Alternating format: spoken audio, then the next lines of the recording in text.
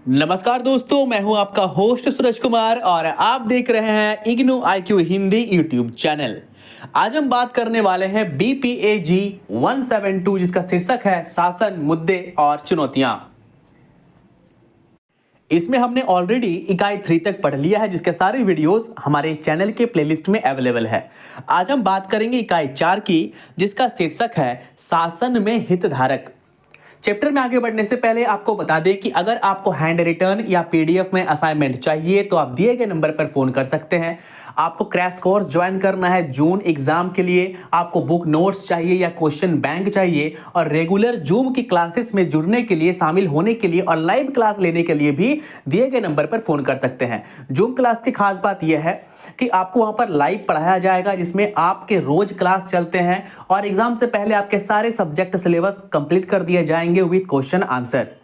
तो अगर आप जूम ज्वाइन करना चाहते हैं तो दिए गए नंबर पर फोन कीजिए या मैसेज कीजिए और अपना क्लास स्टार्ट कीजिए। आइए अब बात करते हैं यूनिट 4 की। यूनिट 4 शासन में हितधारक। शासन क्या है ये तो हम समझ चुके हैं यूनिट 1, 2, 3 को पढ़कर। अब इस चैप्टर में स्पेशली हम पढ़ेंगे हितधारक के बारे में। देखिए, हितधारक का अगर अंग्रेजी हम देखें तो कहीं ना कहीं इसे हम कह सकते हैं कि शेयर होल्डर। ठीक है, शेयर होल्डर जो होता है ना कि किसी कंपनी में हम शेयर खरीदते हैं।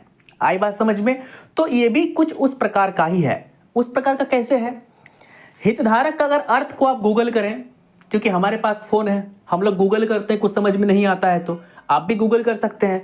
देखिए, किताब की जो भाषा है वो इतनी हार्ड है कि वो बच्चों को समझ में नहीं आती। जब मैं भी इग्नू का स्टूडेंट रहा था तब मुझे भी ये जो किताबी भाषा है मुझे समझ में आता नहीं था। तो इसका सहारा मैं क्या कर, ऑलरेडी मेरा पॉलिटिकल साइंस ऑनर्स था पहले से ही, तो मुझे कोई जानकारियां थी उस चीज़ के बारे में। तो मैंने बहुत सारी किताबों को खंगालना स्टार्ट किया। मैंने गूगल का हेल्प लिया, इंटरनेट का मैंने हेल्प लिया।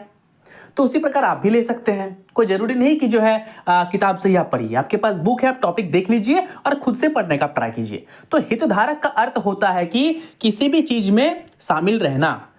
अब किसी भी चीज में शामिल रहने का अर्थ क्या होता है? कोई भी छोटी बड़ी चीज हो ना, चाहे वो आप उसके अंदर, अब मान लीजिए कोई संस्था है, आप उस संस्था का हेल्प कर सकते हैं या तो उस संस्था के अंदर रहकर या बाहर रहकर। जैसे मान लीजिए कोई जियो कंपनी है, एक जियो कंपनी है, सिम वाली, जियो नेटवर्क वाली। अब उस कंपनी के 2 हितधारक हो सकते हैं। एक हो सकते हैं आंतरिक हितधारक जो कंपनी के वर्कर होते हैं, कंपनी के कर्मचारी होते हैं, और एक होता है कंपनी बाहरी हितधारक यानी कस्टमर। जैसे कि हम लोग कंपनी का सिम यूज करते हैं तो कंपनी को हम लोग क्या दे रहे हैं? पैसा। तो हम लोग भी कंपनी के हितधारक हो गए जो बाहर से कंपनी का हित चाह रहे हैं। तभी तो जियो का सिम यूज कर रहे हैं। हमारे पैसे से अंबानी पैसा वाला बन रहा है, तो कहीं ना कहीं हम लोग चाह रहे हैं कि अंबानी तरक्की करे। ठीक है। दूसरी बात है, जो कंपनी के वर्कर होते हैं वो भी कंपनी का तरक्की ही चाहते हैं, तभी तो दिन रात मेहनत कर रहे हैं कंपनी को आगे बढ़ाने के लिए, अच्छा नेटवर्क सप्लाई देने के लिए। तो ये हो गया क्या? हितधारक की परिभाषा। हितधारक है। अब इस बात को आप गूगल पर भी देखेंगे तो आपको यही जो है वो मिलेगा, उसका आप गूगल में देख सकते हैं। अब देखिए, अब दूसरा क्या है कि हितधारक की परिभाषा में ऐसे लोग भी शामिल होने चाहिए जिनका निर्णयों में भागीदारी होना चाहिए। यानी मान लीजिए कि एक परिवार है, आपकी फैमिली है। अब आपकी फैमिली में मान लीजिए बहुत गर्मी है, आपको AC खरीदना है, तो डिसीजन तो आपका अकेला का नहीं होगा। आप अपने घर में पूछेंगे, सभी लोग निर्णय देंगे कि हाँ खरीदना है कि नहीं खरीदना है। तो सभी लोग वो हितधारक हो जाएंगे। यानी सभी लोगों से आप राय परामर्श ले रहे हैं और जो राय परामर्श दे रहे हैं वो आपके परिवार के हितधारक हैं। आई बात समझ में? अब इसमें सरकारी संस्थाएं भी आ सकती है, गैर सरकारी संस्थाएं भी आ सकती है, कोई पर्यावरण समूह भी आ सकता है, कोई NGO वगैरह भी इसमें हो सकता है। तो ये हो गया हितधारक का अर्थ कि हितधारक क्या है। अगर आप सबसे पहले पॉइंट पे जाएं तो सबसे पहले पॉइंट पे आपका हितधारक का अर्थ के बारे में दिया गया है। चलिए, उसके बाद हम बात करेंगे हितधारक सिद्धांत कि हितधारक सिद्धांत है क्या। तो हितधारक सिद्धांत, देखिए मैंने पहले आपको एक बात कहा था कि shareholder is equal to हितधारक। लगभग कुछ वैसा ही है, पूरा का पूरा वैसा नहीं है लेकिन थोड़ा सा वैसा ही है। अब हितधारक सिद्धांत ये कहता है कि सिर्फ कंपनी का शेयर होल्डर ही उसका हितधारक नहीं होगा। अगर कोई एक बिजनेस का 4 पार्टनर है, 4 लोगों ने मिलकर, 4 दोस्तों ने मिलकर एक कंपनी खोली, तो हम उन चारों को ये नहीं कह सकते कंपनी का हितधारक है। उस कंपनी के हितधारक उस कंपनी में काम करने वाले कर्मचारी हैं। काम करने वाले चपरासी हैं, काम करने वाले CEO MD है, और उस कंपनी के प्रोडक्ट को खरीदने वाले कस्टमर भी हैं। तो कस्टमर भी क्या कहलाएंगे? हितधारक कहलाएंगे। वो कर्मचारी भी हितधारक कहलाएगा, और जो पार्टनर है वो पार्टनर भी हितधारक कहलाएगा, क्योंकि ये तीनों यानी कंपनी के अंदर काम करने वाले लोग कर्मचारी, कंपनी का चारों मालिक और बाहर के कस्टमर, ये सभी तीनों के तीनों लोग जो हैं ये कंपनी का अच्छा ही चाह रहे हैं। इन तीनों में से किसी भी एक व्यक्ति का नाम बता दीजिए जो ये चाहता हो कि कंपनी ग्रो ना करे। सभी चाहता है कंपनी ग्रो करे, ठीक है। तो ये हो गया हितधारक सिद्धांत के बारे में, ये हितधारक सिद्धांत कहलाता है। चलिए अब आगे हम बात करेंगे शासन प्रक्रिया में हितधारक। देखिए शासन में अब हितधारक क्या है, ये क्योंकि टॉपिक ही हमारा शासन में हितधारक की है तो वही हम सबसे पहले देखेंगे। तो हितधारक का अर्थ होता है क्या? जो हित की बात करें। मैंने आपको पहले ही कर्मचारी, ऑफिस, बॉस, कस्टमर के बारे में समझाया। अब शासन की बात करें और सत्ता की बात करें तो सत्ता में क्या आती है? सरकार। सरकार का हितधारक कौन होते हैं?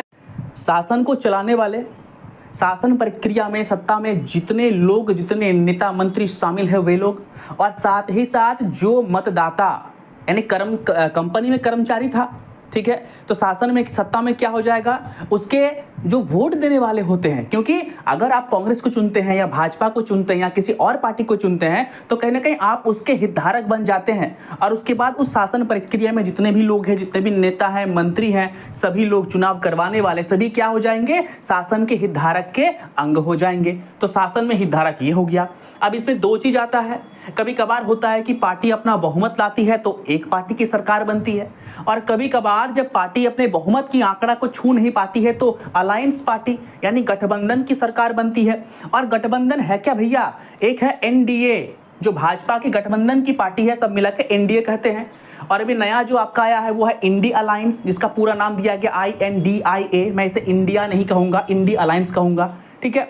तो उसमें क्या है कि अब मान लीजिए कि भाजपा की बहुमत किसी कारणवश नहीं आई, तो भाजपा जो अपने सभी दलों के साथ, जिन दलों के साथ उसने मिलके गठबंधन किया है, अलायंस किया है, तो वो सारे के सारे दल और उस दल में काम करने वाले लोग, उस दल को वोट देने वाले लोग भी शासन के हितधारक की प्रक्रिया में क्या हो जाएंगे भैया? शामिल हो जाएंगे। तो शासन में हितधारक ये हो गया। अब आपका जो नीचे का टॉपिक है वो देखिए क्या है? शासन प्रक्रिया में हितधारकों का महत्व। बिल्कुल भैया, हितधारकों का महत्व तो है ही। बिना हितधारक के, बिना कर्मचारी की कंपनी कैसे चलेगा? बिना कस्टमर के भी कंपनी कैसे चलेगा? तो उसी प्रकार शासन प्रक्रिया में अगर मतदाता ना हो, वोट देने वाला ना हो, और नेता मंत्री ना हो, उस पर काम करने वाले लोग ना हो, सरकारी तंत्र के लोग ना हो, तो फिर शासन प्रक्रिया कैसे चलेगी? तो इसलिए हितधारक का बहुत महत्व हर एक चीज में, आपके घर से लेकर बड़े बड़े कंपनी और सरकार तक जो है क्या है? हितधारकों की भूमिका है। मैंने इसी वीडियो में, इसी लेक्चर में आपके परिवार का, घर का भी जो है मैंने एग्जाम्पल दे रखा है। चलिए अब पढ़ेंगे शासन में हितधारक की भागीदारी के रूप। कितने कितने रूप हो सकते हैं उसमें देखते हैं। तो क्या क्या रूप है देखिए, सबका यहाँ पर दिया गया। पहला है संचार। संचार में क्या होता है? संचार मतलब क्या होता है? कम्युनिकेशन, यानी एक बात को दूसरी जगह तक पहुंचाना। अब सरकार है तो सरकार अपनी बात को, अपनी उपलब्धि को, अपने लाभों को क्या करेगी? जनता तक पहुंचाएगी। चुनाव से पहले मैनिफेस्टो जारी करती है सरकार, ये करेंगे वो करेंगे, जनता तक ये बात पहुंचती है, अरे ये सरकार तो 1-1 लाख रुपया देगी, जबकि होने वाला बिल्कुल नहीं है। अगर उन्हें 1 लाख रुपया देना होता कांग्रेस की सरकार को, देखिए मैं यहाँ पर किसी पार्टी की बात नहीं कर रहा हूँ, मैं बात कर रहा हूँ जो फैक्ट है, ठीक है। भाजपा भी अगर कोई ऐसे वादे कर रही है, ये कर देंगे वो कर देंगे, तो गलत है। आप झूठे वादे नहीं कर सकते। आप खुद सोचिए, कांग्रेस की सरकार कहां कहां पर है? तेलंगाना में है एक जगह, ठीक है, और आपका हिमाचल में है एक जगह।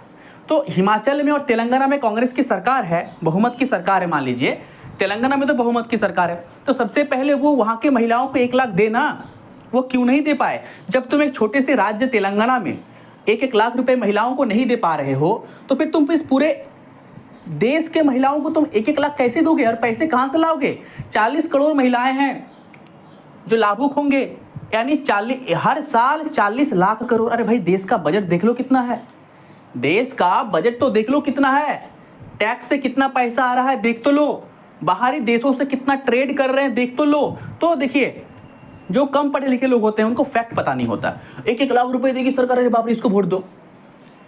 ठीक है, इसको वोट दो। कांग्रेस सरकार तो 1984 से राजीव गांधी के टाइम से गरीबी हटाओ का नारा लगा रही है।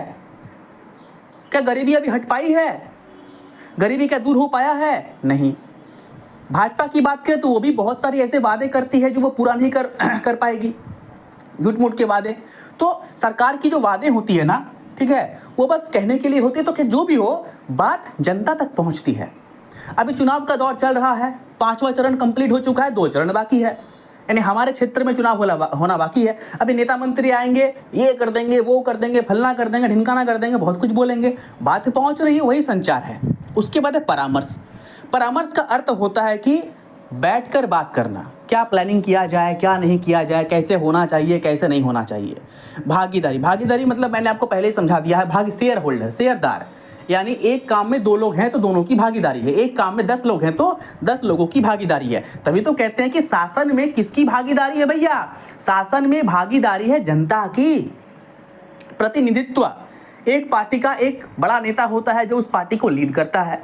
भाजपा में वो नेता कौन है? नरेंद्र मोदी, अमित शाह, ये लोग हैं। कांग्रेस की बात करें तो कांग्रेस में समझ में नहीं आता कौन है, ऐसे तो राहुल गांधी हैं, ठीक है, लेकिन कोई पता नहीं चल पाता उनका, कोई अध्यक्ष है तो कोई ये है, जो भी हो। चलिए, उसके बाद है सहयोग और साझेदारी, यही सब चीज़ हैं, इसको थोड़ा पढ़ लेना है आपको। उसके बाद है शासन में हितधारक के उदाहरण। ये टॉपिक उतना इंपॉर्टेंट आपके लिए बिल्कुल भी है नहीं, लेकिन नीचे का जो एक टॉपिक है वो टॉपिक आपके लिए बहुत इंपॉर्टेंट है।